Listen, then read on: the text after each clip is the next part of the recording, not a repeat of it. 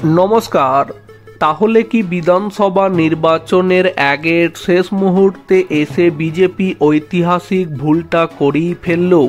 যাদের বিরুদ্ধে দুর্নীতি সহ বিভিন্ন বিষয়ে অভিযোগ ছিল তাদেরকেই বিজেপি শেষমেশ দলে নিল।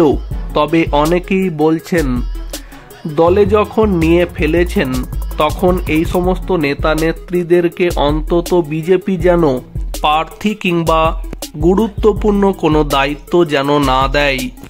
দিল্লি বিধানসভা ভোটের মাত্র 5 দিন আগে দল ছেড়েছিলেন আপের 8 জন বিধায়ক।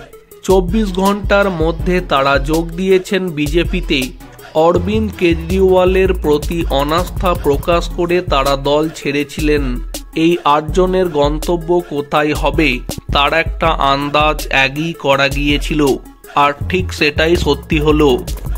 যে 8 জন বিধায়ক দল ছেড়েছিলেন তারা হলেন রোহিত মেহরৌলা, নরেশ যাদব, রোহিত কুমার, রাজেশ ঋষি, মদন লাল, পবন শর্মা, ভাবনা গৌড় এবং BS জুন।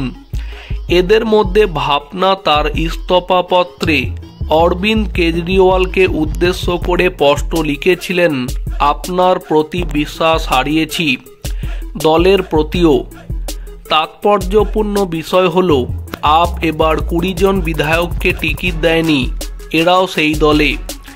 বিশেষজ্ঞদের অনুমান টিকিট না পেয়েই তারা দল ছেড়েছেন, যদিও 8 জনই দাবি করেছেন দলের কাজকর্ম মানতে পারছিলেন না তারা, তাই আপ ছেড়েছেন।